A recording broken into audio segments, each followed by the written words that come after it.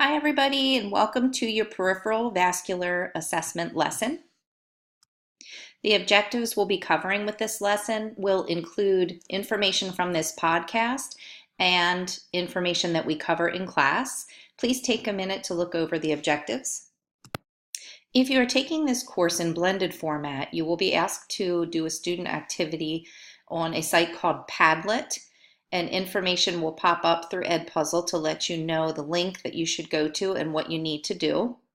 If this is a face-to-face class and you are watching this podcast, we will be doing the activity in class. When we're talking about a peripheral vascular assessment, what we're talking about is circulation and making sure that there's adequate perfusion peripherally. So when we did the heart and neck vessels, we talked about the carotid arteries here and also the apical pulse for the central vessel circulation. Now we're talking about the peripheral vessels, and we want to make sure that there's adequate circulation getting to the different body parts. So we're talking about the different pulses that have to be present that let us as nurses know that there is perfusion, that there's adequate circulation getting to all of the body parts. So again, we've got central vessels here, which we've already learned. Those are the carotids. You've got your apical pulse here, and now we're concerned about the peripheral pulses. The brachials, which you would have already learned about their location in A and P. We've got the radial pulse right over here on the thumb side. There is an ulnar pulse that is generally not palpated. Femoral pulses right in the groin area. Popliteal pulses behind the knee. And then we've got the pedal pulses right about on the top of the feet. And the tibial pulses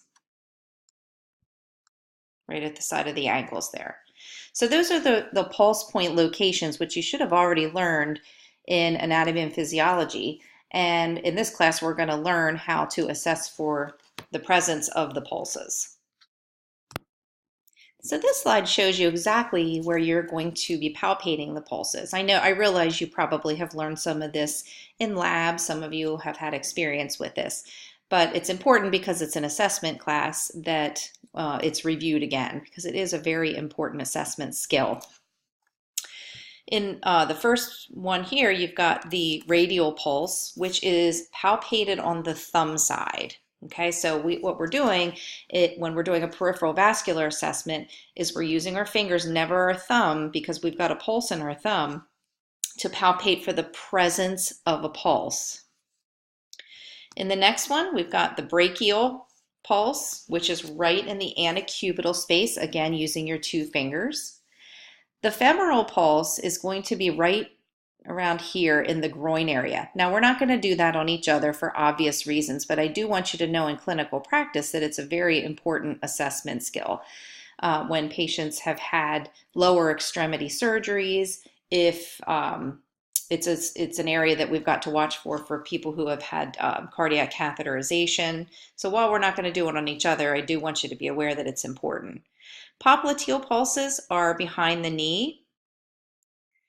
The dorsalis pedis, usually about the center of the dorsal part of the foot. And then the posterior tibial is usually on the side of the leg toward the ankle. Grading of the pulses. If you don't feel a pulse, it would be a 0. 1+ is weak. 2+ is what we expect to find on each other when you're assessing your partner. 3+ would be very full and you would feel it even stronger than you normally would, and 4+ would be bounding. Assessing these different types of graded pulses is going to take practice in the clinical setting, because on each other it's generally going to be a 2+, but I do want you to know that 2+ is normal. If there is ever a question about whether or not a pulse is present, many times a Doppler ultrasonic stethoscope will be used, because sometimes a pulse can't be palpated, either because it's so weak or there's so much edema to the extremity, And in that case, the Doppler ultrasonic stethoscope is useful. Another assessment that is done in addition to pulses is assessing for pretibial edema. And that simply just means the area in front of the tibia of the lower leg. So what you do is you take your thumb, you press for about 5 seconds, and then you feel for any kind of indentation. And the reason that we're looking for that is because whenever there's swelling to the lower extremities, you have to question whether or not there is a perfusion issue as well. So we want to make sure that if that's present, we're carefully assessing for pulses. So we talked about pulses, we talked about pretibial edema. Another very important assessment that you need to make sure that you're performing are the 5 Ps. So, and this would be on the extremities, not just the lower extremities, but on the arms and hands as well. Is there pain present? Are the pulses present or absent? Pallor. You want to make sure that you're comparing the 2 extremities and looking for pallor, which of course is a pale look where the color is draining, which would mean that there's not adequate circulation. Is there paresthesia?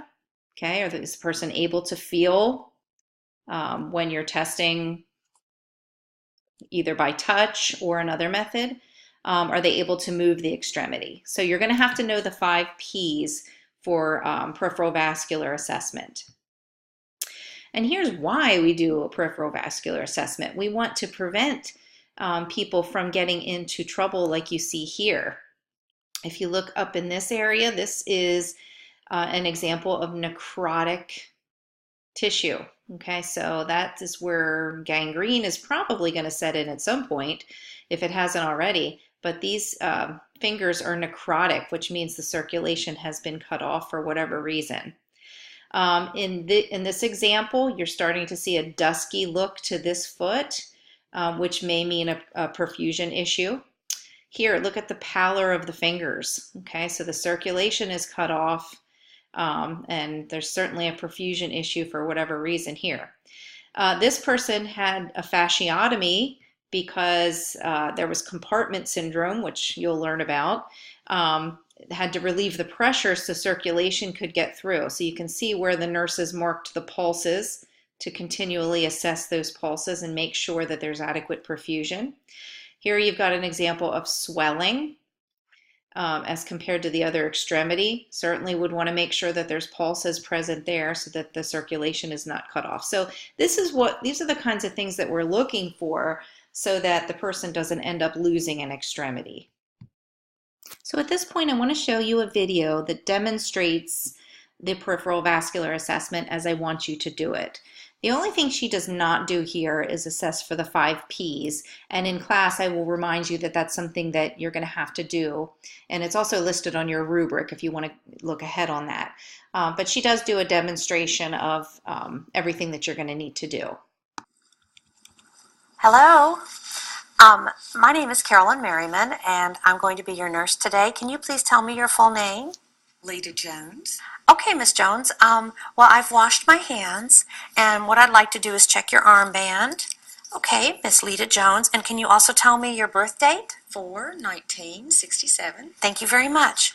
Well, today, Miss Jones, what I'd like to do is do a peripheral vascular exam, which what that means is I'm just checking your circulation. So, what I'd like to do first is take your blood pressure. Okay. This is the electronic blood pressure. I'm palpating for the brachial artery. Are you comfortable? Yes.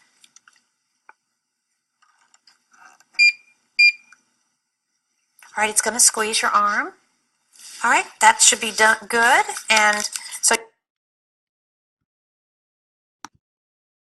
Along the way, I have the video stopping to just remind you that you do not have to take a blood pressure, but you have to verbalize that it would be part of the peripheral vascular assessment.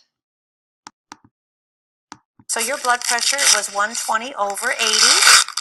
Thank you very much. All right, next, Miss Jones, what I want to do is just look at, I'm looking at your skin color to make sure your skin color is okay. But what I want to do is just check your radial pulses, which is right by your thumb. So I'm palpating your radial pulses at the same time and comparing them for equality. And so I can feel them and they feel equal, and I would rate them about a 2+. So for this, I'm going to have you inspect the skin color, and even though she doesn't do it, I want you to palpate the brachial pulses and the radial pulses. Normally, if you palpate radial pulses, then there's not a need to palpate the brachials, but for this course, I'm going to ask you to do it. Okay, and now what I'd like to do is look at your fingers, and what I'm doing is I'm going to squeeze your fingernail for capillary refill. I'm going to do that on both sides. Okay, that's excellent. So you'll inspect the fingers for capillary refill bilaterally. And normal is 2 seconds or less, if you remember, and you only have to squeeze one finger on each side. Now what I'd like to do, Miss Jones, is do the same thing down at your feet. So I'm going to uncover your foot here for a second, and I'm going to take off your socks. And what I need to do is check your pedal pulses. Those are pulses that are on top of your feet. And so at the same time, I'm going to be palpating for the pedal pulses. Again, they're equal, about 2+. I'm going to just briefly check the big toe for capillary refill. Looks like it was fast, and it was less than 2 seconds. So you press and then you look that it's come back very quickly. So I'm going to ask you to locate the area where the popliteal pulse may be palpated, because I do want to make sure that you know where to do that. And then you'll do what she did, where you look for the pedal pulses and assess them. She calls them pedal pulses. It doesn't matter. I've heard them referred to both ways. It all depends on how you learned it. And then inspect for capillary refill of the toes bilaterally. Have you down here on this part, I want to just raise the blanket up just a little bit so I can check for edema. So pretibial edema. So what I'm going to do is press for 5 seconds. 2, 3, 4, 5.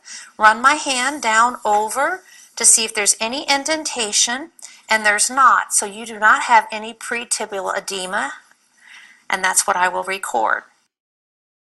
Okay, so you'll inspect for pretibial edema just like she did. The tops of the shins, you press with your thumbs for about 5 seconds, and then you run the backs of your hands down the shins to see if there's an indentation present. So this concludes the assessment for your circulation. I'll help you get your socks back on. So that brings us to the end of the peripheral vascular assessment lesson. And again, we're going to practice in class. I would like you to try to practice on somebody at home so that you get as much experience as you possibly can. And in class, we'll go over it again and clarify some points that may be unclear to you.